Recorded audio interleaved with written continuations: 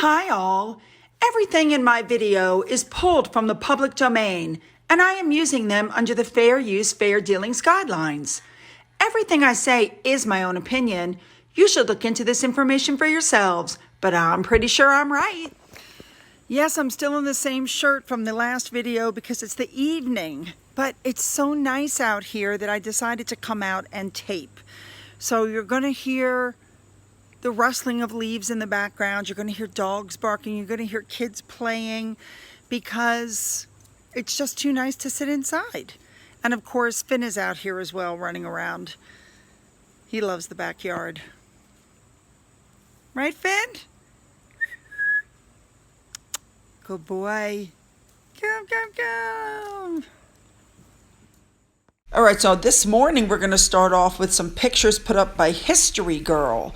Now, this first picture is London Bridge in the year 1890. Don't you guys wish you could just drop in that picture for just a little while and look around? That's the kind of stuff that I like. And the same person also put up this picture of people feeding the pigeons in Marx Square in Venice. I believe it's the early 1900s, also amazing.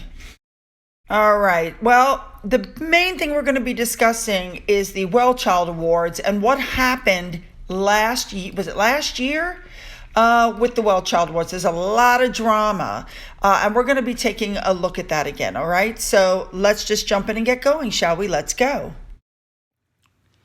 And as requested, here is the no makeup look. All right, you guys remember this article that I showed you yesterday. Harry and Meghan are going to visit the UK next month for the first time since the Platinum Jubilee because they're going to attend 2 charity events and the Invictus Games preview, which is going on in Germany. Now, as I pointed out to you yesterday, I couldn't understand why they would announce it when they're fighting for security in the UK and they feel unsafe there. So I'm not sure why they did it. But then some other information came out. Another blind item. And according to this blind item, the charities that they're going to next month, they have already received shooting schedules provided by Netflix.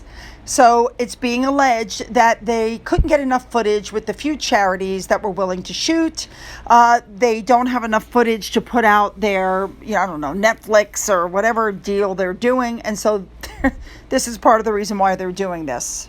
So Angela Levin was on Good Morning Britain News. I believe it was the Good Morning News.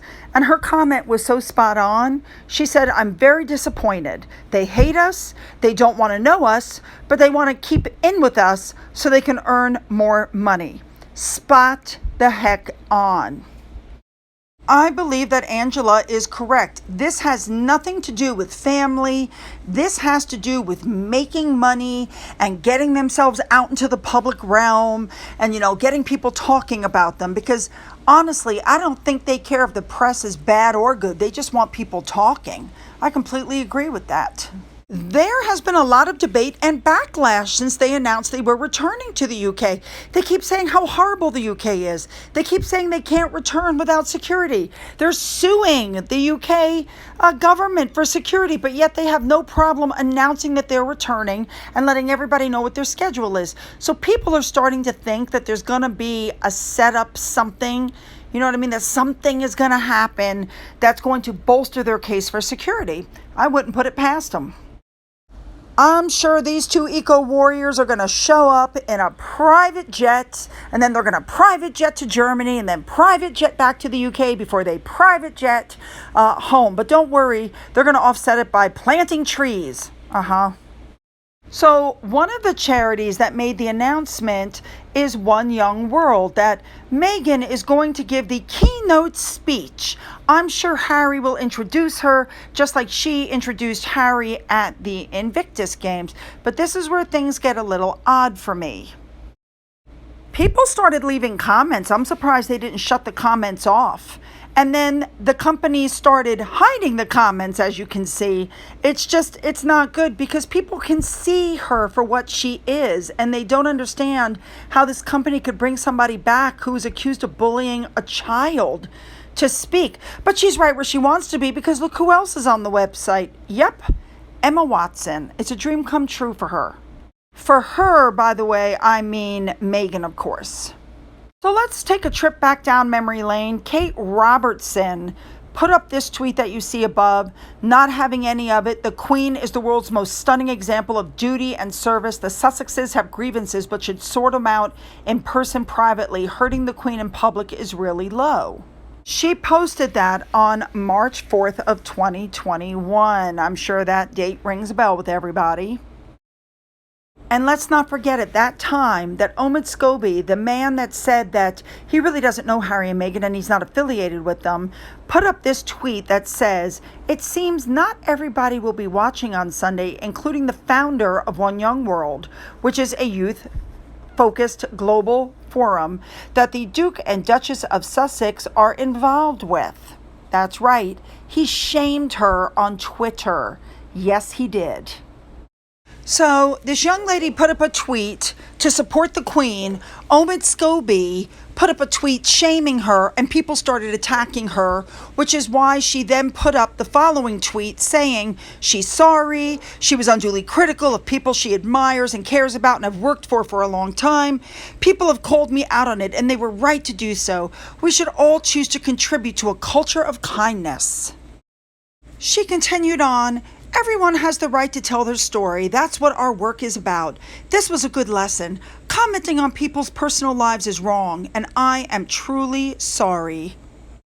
I myself, on March 5th, put up the following tweet that you're looking at. So you tweeted your thoughts and then were attacked and pressured, and you have now changed your stance. You gave in and changed your tweet, bowing to pressure. So much for having your voice. You have been silenced. What a shame. So Omid Scobie essentially directed the Sussex Squad to attack this woman. And what this woman basically wrote was, this stuff should be handled in private, which I completely agree. It should be. But he was instrumental in bullying this woman, which is why this is this One Young whatever. This is a company. So I want to know why they were invited back. I want to know who arranged this. I think Sunshine Sachs did it, but I want to know why they're allowed to come back after the way one of the founders of this company was bullied by the Sussex Squad. So this comment on Twitter really caught me from Royally Blunt. The fact that they are selling One Young World with the Queen's Commonwealth Trust images, does this mean that Harry and Meghan are still president and vice president of the Queen's Commonwealth Trust? That's a very good question. Supposedly they're not, but yet the pictures they're putting out clearly show that they're there in service of the Queen. So does anybody else find the dates to be, a little, I don't know what the word I'm searching for is. I mean, first of all, they put out their announcement on Anne's birthday. They could have held it for a day, but they decided not to. And we know that they have a history of doing this. They put out announcements when other people are doing other things to try to steal their thunder. But what about the dates when they're going to be in the UK doing these things? Well, as it turns out, Prince William is going to New York City in September to speak at the United Nations. Now, I guarantee you it's not going to be the same thing as what Harry went through. The United Nations will be in session. The room will be absolutely packed to the hilt with people listening to every word that he says. Now, of course, the Sugars are putting out these articles that William is copying Harry by going to talk to the UN. Yeah, I don't think so. Harry was invited to speak about Nelson Mandela Day, and instead he went and spouted a bunch of his woke nonsense to an almost completely empty room, and the few people that were in the room were on their phones. A couple of people actually got up and left in the middle. We've seen the pictures. William, on the other hand, is actually addressing the in-session United Nations. I doubt he's going to invoke the memory of his mother. I doubt he's going to talk about how his wife is his soulmate. I doubt he's going to bring up the U.S. Constitution. No, I don't think it's going to be even close to the same thing. I'll tell you who's actually the copycat. Harry's speech, a lot of people noted, was literally a copy-paste from William's speech. William gave a speech in Scotland at a church, and when Harry spoke, it was literally a copy-paste of that speech. People were like, what? Yeah. I, for one, will be tuning into William. He's going to get a royal welcome. He's going to be meeting with Michael Bloomberg. He's going to get the treatment that Harry and Meghan wished they would have gotten. Love it. I think this young lady on Twitter said it best. How nice that the UK is no longer racist and London no longer triggers Harry. I'm sure Balmoral now has accommodating temperatures, right? And the wrong people around Her Majesty have been let go. So knowing now that Harry and Meghan announced everything on Anne's birthday and they're doing it the same time as the UN solves a lot of issues for Harry and Meghan, and that they don't have to worry about running into William.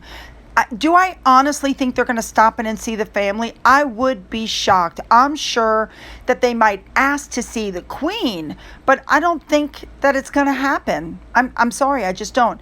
Now, other people have made statements that they think that they're going to bring the kids. I do not believe they're going to bring the kids. I believe they're leaving those kids behind with nannies. The Daily Star does not appear to be very happy with the prospect of Harry and Meghan's return to the UK. I think a lot of people are less than thrilled with the idea of that.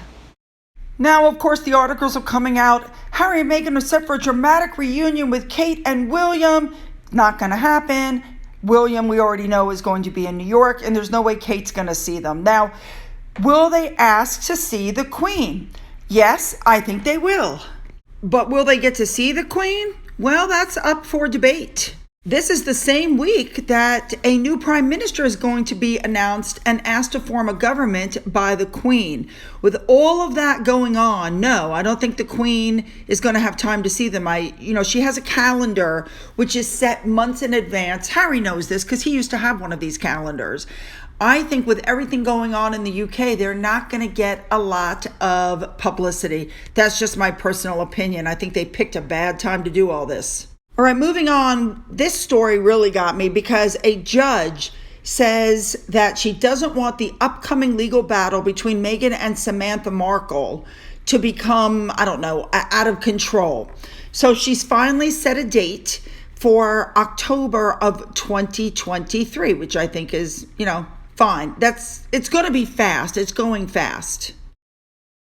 Now, just as a recap, Samantha is suing Markle in federal court because she's saying she had emotional distress because of the things that Meghan said about her, including the information that she put in a book that said that she was a horrible mom who lost custody of her kids, which, she shamed her sister. She didn't tell everybody that maybe she might have possibly lost custody because she was wheelchair bound.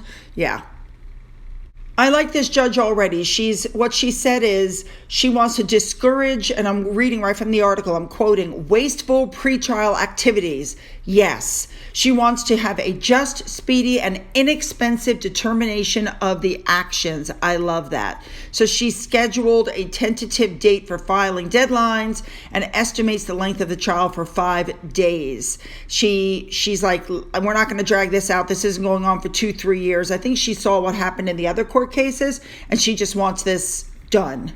Now, we know that Meghan's attorneys have come back and said, yes, we know she's not an only child, but those were her feelings, not the facts, but the feelings. Well, she should have said that for the entire Oprah show. I felt that the palace didn't support me. I felt there might have been some racism. Then I think the Oprah interview might have been more accepted, but yeah. All right, moving on. All right, this article I just had to touch on because it basically points out that Meghan and Harry's future with Netflix is not looking so certain anymore. Yes, Netflix continues to tape. Yes, Netflix is going over and taping them in the UK and taping them in Germany. We know that Meghan's going to wear hundreds of thousands of dollars in jewelry and clothing. It's a catwalk. They're trying to, again, put this out like it's some sort of a royal tour, even though it's not. But they haven't produced anything in over 2 years. And Spotify still has not dropped any podcasts. So I got a bad feeling about that, honestly. All right, this last article that came up just seems to point out that 11 companies have now been set up in Delaware. Now, for those of you who don't know, that is a major tax haven state. They don't have to release all the information about the companies. They don't have to, people that want to launder money, not illegally, but legally, people who are looking for lots of tax breaks, open up companies in Delaware. And that's what these two have done. Very interesting. I wonder what the U.S. government would do if like me as a private person, what would happen if I went and opened a bunch of companies in Delaware and put my personal taxes through that? I wonder if that's something that could be done. Definitely something to look into. All right, now I'm going to address one more thing. You guys know that we have somebody in the Megxit community who's going around with a channel on Rumble and a channel on YouTube, and they're doing a blog, and they're writing all these horrible things about Taz and Wally and Abbott and Trevor.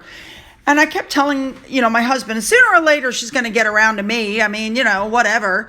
But this was her idea of getting around to me, putting up half pictures of me and making comments about my weight loss. Well, if you're going to do that, let's show the whole thing, shall we? Yes, ladies and gentlemen, that is my before on the left, and that is my after on the right after dropping 55 pounds. It took me 9 months of blood, sweat, tears, dieting, and a lot of exercise to lose that weight. And here's the full body shot. Yep, 55 pounds. Now, with that being said, most of you know I had COVID last year, and in these pictures, I was 200 pounds. On the picture on the right, I was 200 pounds, and I lost down to like 188 while I had COVID. And I was warned that weight would come back, and it did, and a little bit more. But for the most part, I've managed to keep the majority of the weight off. It's been about a year. Of course, this is a constant struggle, a constant battle to keep the weight under control. But once you lose the majority of it, it's manageable. I'm proud of myself. So the only thing that I want to say to you guys, and I've told you guys this before, stay out of the drama. There's going to be drama. 90 to 95% of what's going to be written about me is probably going to be untrue. Never been in trouble, never been arrested, never had an issue with my job, nothing. So of course, the only thing to put out there is going to be a lie. Do not take the bait. Do not comment on it. Do not watch the videos. Do not read the blogs. Let these people just fade away out of your brain. Don't give them the rent. You know what I'm saying? All right, ladies and gentlemen. Now, I noticed that Indy117 put this up on Twitter. I'm always telling you to double check and make sure you're still subscribed. And here is a perfect example. Twice now, she's gone to check and she's found that she has been unsubscribed. So make sure that you're always checking that, okay? Just, for yourselves. All righty, so I'm going to want your comments. What do you really think about the Well Child Awards? What do you think about what happened with the co-founder and how she was shamed by Omid Scobie into writing something online? I'm still shocked by that. I really am. Don't forget to double check and make sure you're still subscribed. Like you saw on Indy there. Don't forget to leave those comments below. Don't forget you can follow me on Twitter, Getter, Rumble. You can email me. For those of you who've donated to my coffee fund and donated through the thanks button, thank you so much. And as always, you guys, have a great day.